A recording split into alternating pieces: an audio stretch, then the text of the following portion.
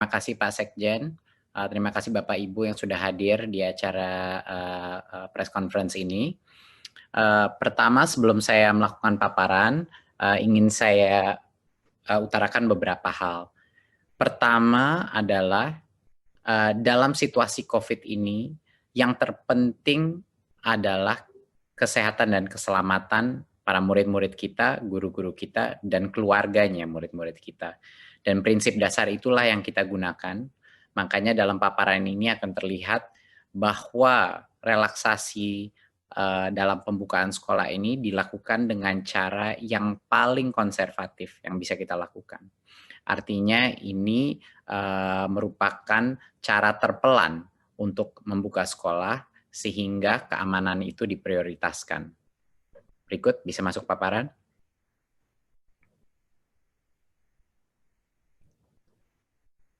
Ya, terima kasih. Berikutnya. Ya, prinsip utama di masa pandemi adalah kesehatan dan keselamatan itu nomor satu.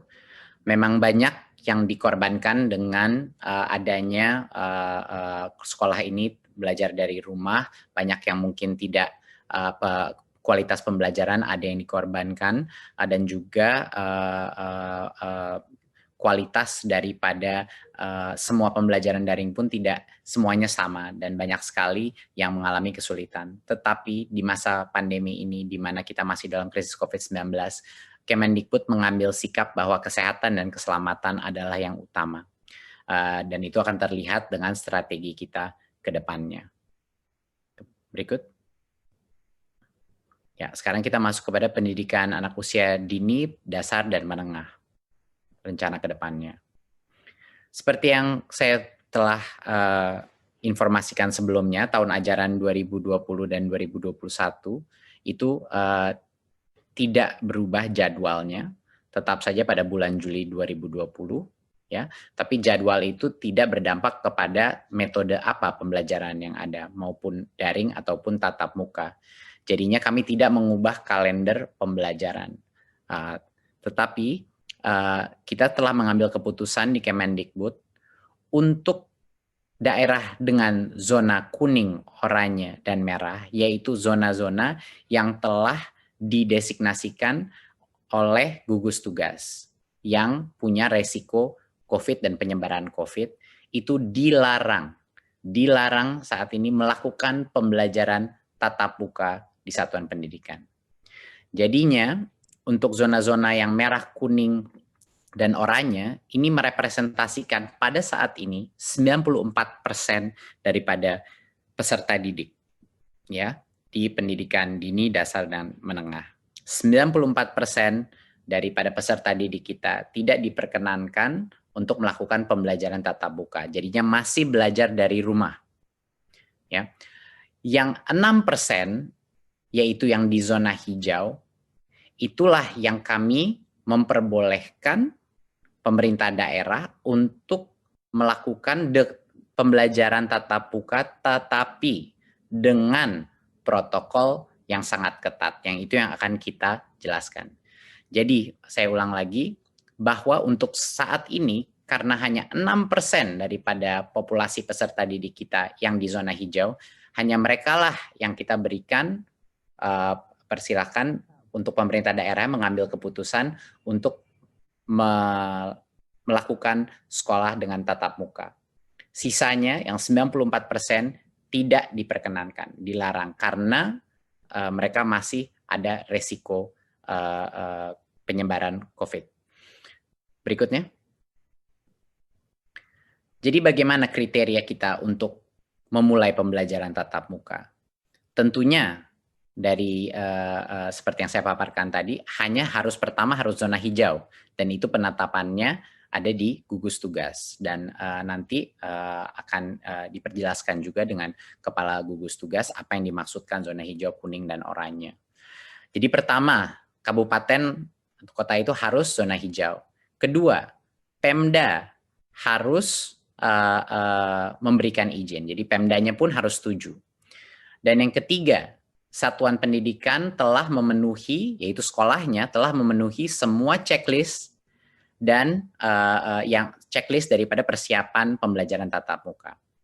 Pada saat ini semua tiga-tiganya, tiga langkah pertama untuk kriteria pembukaan, sekolahnya boleh mulai pembelajaran tatap muka. Tapi ada satu lagi perizinan yang harus dipenuhi, yaitu orang tuanya murid pun harus setuju untuk anaknya mereka pergi ke sekolah pada saat itu. Jadinya, misalnya sekolah zona itu sudah zona hijau, Pemda sudah mengizinkan, dan satuan pendidikan itu sudah memenuhi checklistnya. Sekolahnya boleh mulai pembelajaran tatap muka, tetapi tidak bisa memaksa murid yang orang tuanya tidak memperkenankan untuk pergi ke sekolah karena masih belum cukup merasa aman untuk harus ke sekolah. Jadi murid itu pun walaupun sekolahnya mulai tatap muka, kalau orang tuanya masih tidak merasa nyaman, murid itu diperbolehkan masih belajar dari rumah. Jadi itu penting. Kita punya banyak sekali level persetujuan untuk anak atau peserta didik itu bisa masuk ke sekolah. Ya, sekali lagi ini hanya yang zona hijau yang merepresentasikan 6% daripada populasi peserta didik kita. Dan zona hijau ini bisa semakin besar, bisa semakin kecil, tergantung pada designasi daripada gugus tugas. Berikutnya. Untuk sekolah yang sudah memenuhi semua checklist itu pun, yang di zona hijau, kita melakukan tiering daripada mana jenjang yang boleh masuk dulu. Ya, jadinya untuk bulan pertama, pada saat itu checklist sudah terpenuhi, hanya diperkenankan SMA, SMK, dan SMP. Jadi hanya yang level lebih menengah situ. Jadi SD saat ini belum boleh dipersilakan membuka, harus menunggu 2 bulan lagi. Ya, jadinya untuk yang paling awal pun hanya level SMP ke atas yang boleh. Baru setelah 2 bulan kalau semuanya masih oke dan semua masih hijau, baru boleh SD dan SLB yang mulai dibuka. Ya. Mungkin saya koreksi untuk yang tahap 1 adalah SMA, SMK, MA, MAK, SMTK, SMK, dan lain-lain. Ya. Untuk tahap 2, 2 bulan setelah itu baru boleh SD, ya, MI, dan paket dan SLB. PAUD adalah yang paling terakhir dan baru boleh di bulan kelima kalau zona itu masih hijau. Ya, bulan kelima barulah PAUD boleh memulai belajar dengan tatap muka.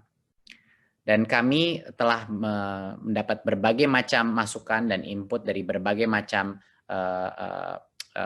stakeholder dalam masyarakat, dan menurut kami ini adalah cara yang paling pelan dan bertahap untuk memastikan keamanan murid-murid kami. Karena kenapa yang paling muda atau jenjang paling bawah itu kita terakhirkan, itu karena bagi mereka lebih sulit lagi untuk melakukan social distancing. Ya, interaksi apalagi untuk SD dan untuk PAUD. Makanya bahkan itu tempat zona itu sudah hijau, masih kita berikan rentan waktu 2 bulan antara SMP SMA, baru 2 bulan lagi baru SD, baru 2 bulan lagi baru PAUD. Ya. Berikutnya, nah apa yang terjadi sebentar, bisa balik sebelumnya. Mohon dimengerti bahwa pada saat zona hijau itu, kalau zona hijau itu berubah menjadi zona kuning, itu artinya proses ini diulang lagi dari nol. Jadi tidak diperbolehkan belajar tatap muka. Ya, jadi semuanya harus balik lagi belajar dari rumah. Ya, berikutnya. Ya, untuk sekolah dan madrasah yang berasrama, kalau mereka di zona hijau, pada saat ini masih dilarang membuka asrama dan melakukan pembelajaran tatap muka. Pada saat selama masa transisi atau 2 bulan pertama ini masih dilarang karena resikonya lebih rentan karena ada asramanya. Ya, jadi pembukaan asrama dan pembelajaran tatap muka dilakukan secara bertahap pada saat masa kebiasaan baru atau new normalnya. Jadi ini pun ada spesial eksepsi untuk yang berasrama. Berikutnya. Tadi saya sudah mention bahwa akan ada checklist untuk setiap unit pendidikan kita sebelum mereka boleh memulai sekolah tatap muka lagi. Dan checklist itu adalah tentunya yang pertama, ketersediaan sarana sanitasi dan kebersihan seperti toilet, sarana cuci tangan, hand sanitizer, dan lain-lain. Dan yang kedua adalah ada akses ke fasilitas layanan kesehatan di sekitarnya, itu sangat penting. Ketiga adalah wajib memakai masker, ya. Dan keempat, termogan untuk mengecek temperatur suhu siswa dan guru yang masuk. Dan yang kelima adalah beberapa aturan atau protokol kesehatan mengenai kalau ada peserta didik yang mungkin punya kondisi medis atau lagi sakit, itu tidak diperkenankan untuk masuk. Bahkan kalau keluarganya ada yang sakit atau flu, anak itu tidak diperkenankan masuk. Dan guru dan orang tua yang punya resiko komorbiditas juga sebaiknya tidak masuk dulu ke sekolah, ya, apakah itu diabetes atau hipertensi dan lain-lain komorbiditasnya, ya. Dan yang terakhir adalah checklist yang terakhir, harus ada kesepakatan dengan Komite Satuan Pendidikan, ya, untuk melakukan pembelajaran tatap muka. Jadinya harus ada komunitas persetujuan musyawarah bahwa sekolah itu terbuka. Dan itu akan kita masukkan sebagai bagian dari checklist ini. Jadinya banyak sekali checklistnya untuk bisa memulai pembelajaran tatap muka. Protokol ini sesuai dengan protokol kesehatan yang kami dapatkan dari Kemenkes, dan kami bekerja sama dengan Kemenkes untuk memastikan protokol kesehatan ini sudah align atau dengan arah yang sama dengan standar Kementerian Kesehatan. Dan kami juga ingin memastikan bahwa satuan pendidikan ini melakukan persiapan dengan Dinas Pendidikan dan Kanwil kantor Kemenak juga, ya, di masing-masing. Walaupun mereka belum zona hijau, tapi sebaiknya untuk mengerti protokol ini dan untuk preparasi sebaiknya dimulai dari sekarang untuk berkoordinasi untuk persiapannya. Berikut. Ya. Jadi salah satu hal yang terpenting tadi kita sudah mention mengenai masa transisi. Jadinya pada saat itu sekolah, misalnya di bulan Juli di zona yang hijau di satu kabupaten ingin memulai, dia sudah semua checklist sudah terpenuhi dan dia memulai pembelajaran tatap muka. Tapi tidak bisa normal dulu. Selama 2 bulan pertama dia buka, ada berbagai macam restriksi yang kita akan lakukan. Yang terpenting adalah dalam kondisi kelasnya. Yang tadinya peserta didik rata-rata itu 28-30 anak per kelas, untuk 2 bulan pertama maksimal 18 peserta didik per kelas. Ini untuk pendidikan dasar dan menengah. Ya, jadinya sekitar kapasitasnya setengah atau 50%, sekitar 50% daripada kapasitas normal. Jadi secara otomatis sekolah ini yang melalui masa transisi ini harus melakukan proses shifting, ya, harus ada shifting. Dan kami memberikan kebebasan bagi unit pendidikan untuk menentukan seperti apa mau shiftingnya, per harian, per mingguan, angkatan kelas atau apa. Tapi dipastikan bahwa hanya boleh maksimal di dalam kelas 18 peserta didik untuk pendidikan dasar dan menengah. Dan untuk SLB jaga jarak minimum 1,5 meter. Itu 1,5 meter adalah suatu social distancing aturan untuk semua jenjangnya, ya. Tapi untuk SLB maksimal 5 peserta didik per kelas. Dan PAUD jaga jarak 3 meter dan maksimal 5 peserta didik per kelas. Itu pun pada saat kalau PAUD kan masih sampai tercepat pun baru 5 bulan dari sekarang di zona yang hijau. Dan jadwal pembelajarannya seperti yang saya sudah bilang tadi, itu ditentukan oleh masing-masing satuan pendidikan sesuai dengan situasi dan kebutuhannya. Ya, jadi walaupun masuk sekolah kapasitas pun dibagi, ya, jadi sekitar 50% kapasitas yang diperbolehkan masuk. Dan ini selama 2 bulan pertama. Ya, baru setelah 2 bulan masih hijau, tidak ada masalah, sudah benar-benar mengenal protokol yang baru boleh new normal, di mana lebih banyak peserta yang boleh masuk sekolah. Berikutnya. Oke. Tentunya ada beberapa lagi, tentunya menggunakan masker itu masih pada saat masa transisi dan akan dilanjutkan pada saat masa new normal, bahkan setelah 2 bulan pun masih harus. Dan juga kondisi-kondisi lain seperti komorbiditas dan kriteria kesehatan, protokol kesehatan dari Kemenkes semuanya harus dijaga. Berikutnya. Berikut. Ya. Pada saat masa transisi ini, semua aktivitas di mana anak-anak itu bercampur, berinteraksi antara kelas, itu tidak diperbolehkan. Jadi selama masa transisi ini, hanya boleh masuk ke kelas langsung pulang. Jadinya aktivitas seperti kantin, di mana anak-anak dari berbagai macam kelas berkumpul, itu tidak diperkenankan selama 2 bulan pertama. Juga kegiatan olahraga dan ekstrakurikuler itu belum diperbolehkan selama masa transisi. Ya, dan aktivitas-aktivitas lain, kegiatan belajar mengajar seperti KBM itu belum diperbolehkan pada saat masa transisi.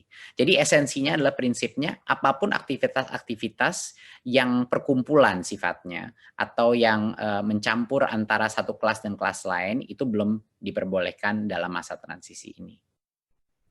Berikut. Ya. Jadi selama masa COVID ini, kami di Kemendikbud, ini adalah suatu kebijakan yang telah kita keluarkan sebelumnya, tapi ini sekedar mengingatkan, bahwa kami sudah membuka seluruh dana BOS untuk semua kebutuhan protokol kesehatan, seperti cairan, sabun pembersih, pembasmi kuman, dan lain-lain. Dan untuk pembelajaran jarak jauh pun juga bisa dipergunakan untuk beli kuota, paket data, baik buat guru maupun peserta didik. Dari sisi pembayaran honor pun yang sebelumnya ada berbagai macam restriksi, ya, kami telah merelaksasi penggunaan honor dari BOS juga untuk menggunakan pembayaran guru honorer yang tercatat di Dapodik, ya, yang tadinya butuh NUPTK, sekarang tidak butuh NUPTK untuk menerima, karena dalam kondisi krisis ini harus diberikan fleksibilitas, karena kesejahteraan guru, terutama di situasi di mana ekonomi ini sangat menurun, ini sangat penting. Ya. Dan juga yang tadinya ada batas 50% daripada dana BOS bisa digunakan untuk perbayaran honor, ketentuan itu pada saat masa COVID ini kita lepas. Jadinya boleh lebih dari 50% untuk dibayar untuk honor, karena situasi ekonomi juga. Berikutnya.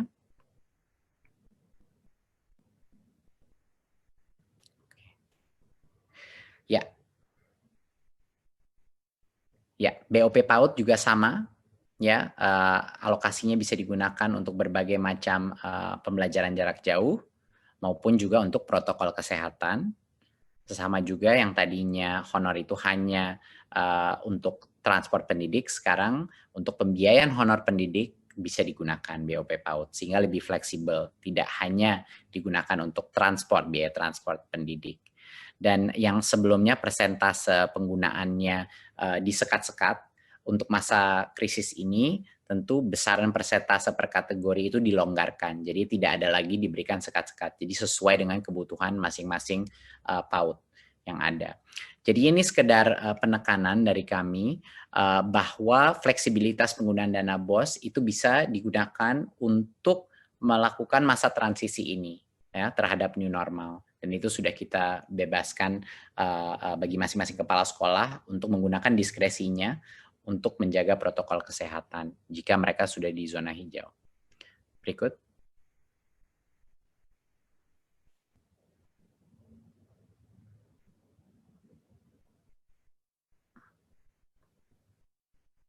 Oke. Sedikit mengenai pendidikan tinggi. Berikut. Ya, tahun akademik pendidikan tinggi tetap dimulai bulan Agustus 2020, ya. Tetapi pembelajaran di perguruan tinggi di semua zona masih dilakukan secara daring. Jadi masih online. Belum belajar tatap muka, belum masuk. Dan alasannya adalah universitas juga punya potensi mengadopsi belajar jarak jauh lebih mudah daripada pendidikan menengah dan dasar. Jadinya untuk saat ini, karena keselamatan adalah yang nomor satu, saat ini semua perguruan tinggi masih melakukan secara online. Sampai kalau ke depannya mungkin kebijakan yang berubah, tapi untuk saat ini belum berubah. Jadi masih melakukan secara daring, ya. Jadi itu adalah keputusan dari Kemendikbud pada saat ini. Tapi ada yang namanya aktivitas prioritas. Ya, aktivitas prioritas itu adalah aktivitas yang sangat berhubungan dengan kelulusannya mahasiswa yang sulit sekali dilakukan secara daring. Contoh, penelitian di laboratorium untuk skripsi, tesis, dan disertasi. Biasanya ini adalah small group ataupun individu, project-project individu. Dan seperti tugas laboratorium, praktikum, studio, bengkel, dan hal-hal seperti ini yang butuh mesin, butuh peralatan, dan lain-lain. Kalau ini aktivitas prioritas yang berdampak kepada kelulusan siswa, masing-masing pemimpin perguruan tinggi diperbolehkan untuk mengizinkan aktivitas mahasiswa datang ke kampus hanya untuk aktivitas prioritas itu yang berhubungan dengan kelulusannya. Kenapa kita perbolehkan ini? Karena kita tidak ingin mengorbankan potensi daripada setiap mahasiswa untuk lulus pada saat ini, karena itu akan menciptakan berbagai macam masalah lainnya. Tetapi pembelajaran masih dilakukan secara online. Jadi ya masih tidak diperkenankan untuk melakukan kuliah tatap muka. Tidak diperkenankan berbondong-bondong untuk mahasiswa masuk ke dalam kampus. Cuman buat individual project mereka yang khusus prioritas untuk kelulusannya. Berikut. Ya, saya rasa dari saya sekian. Jadinya untuk menutup dari presentasi ini, saat ini ada sekitar di bawah 90 kabupaten yang berstatus zona hijau. Dan ini merepresentasikan 6% daripada populasi peserta didik kita. Dari yang zona hijau pun ini, yang boleh diperkenankan, kalau Pemdanya setuju, boleh diperkenankan untuk melakukan pembelajaran tatap muka. Kita mulai dengan SMP, level SMP ke atas dulu, baru 2 bulan, baru SD boleh, dan 2 bulan lagi baru PAUD boleh diperkenankan tatap muka. Itu pun dengan protokol masa transisi di mana kapasitas perharinya itu dalam kelas dikurangi secara dramatis. Ya, jadinya pada saat zona hijau itu, kalau zona hijau itu berubah menjadi kuning, berarti ulang lagi dari awal, dibubarkan lagi, dan semua belajar dari rumah lagi. Jadinya ini akan menjadi suatu proses yang dinamis dan terus berubah. Jadi diharapkannya yang hijau masih hijau dan tidak kembali ke kuning, ya. Tetapi kalau dia kembali ke kuning, proses ini harus dimulai dari awal lagi dan tunggu hijau lagi. Jadi ini adalah keputusan dari bukan hanya Kemendikbud, tapi dari berbagai macam kementerian yang ada di sesi ini.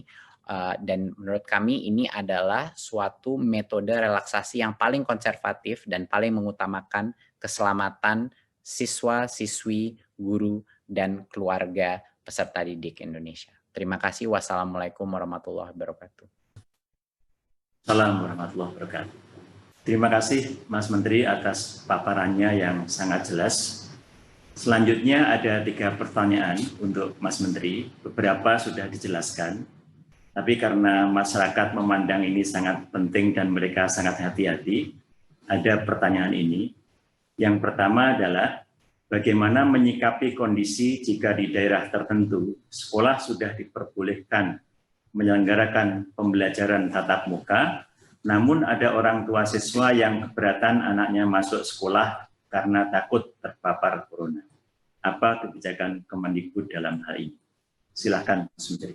Ini pertanyaan yang sangat baik. Jadinya keputusan akhir bahwa peserta didik itu masuk sekolah apa tidak, itu adalah di tangannya orang tua.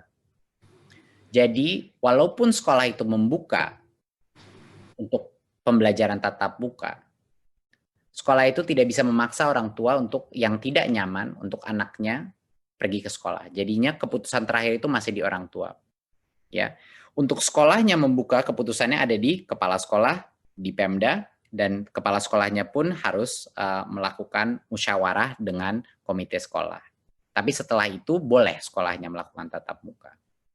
Tetapi masing-masing orang tua masih punya hak untuk menentukan apakah anaknya diperkenankan untuk pergi ke sekolah. Jadinya untuk sekolah yang terbuka pun kalau orang tua yang tidak nyaman, anak itu diperbolehkan untuk belajar dari rumah.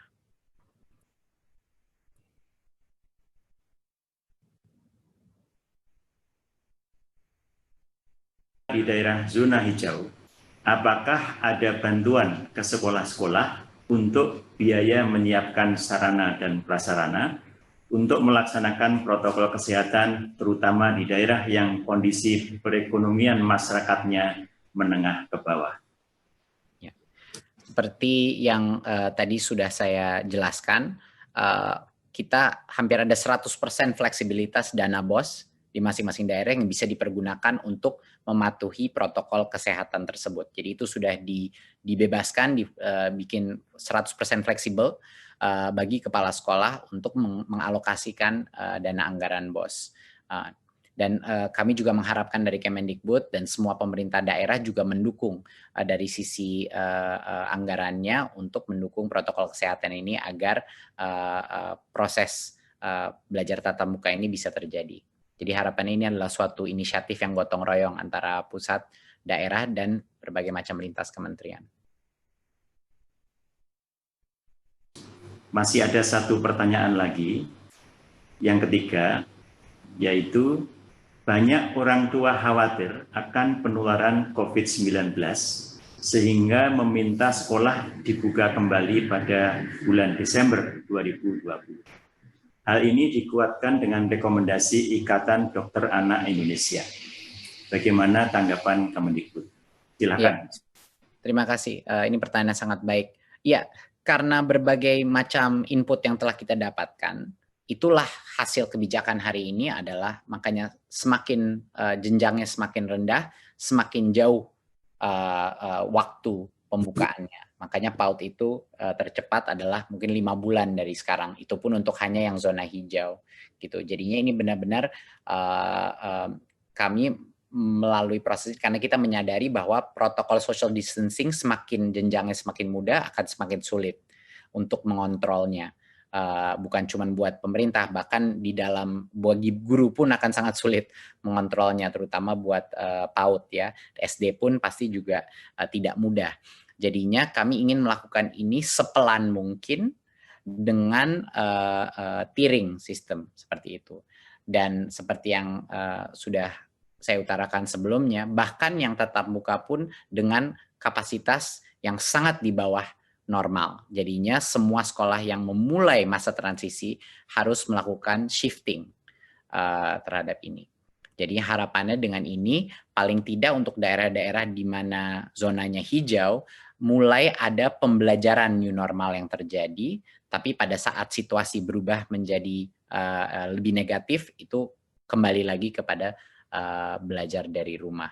Ya, tapi harapan saya dan harapan semuanya di Kemendikbud adalah semakin banyak daerah atau kabupaten yang menjadi hijau. Itu doa kami di Kemendikbud. Harapannya begitu. Tapi kami siap untuk semua senario.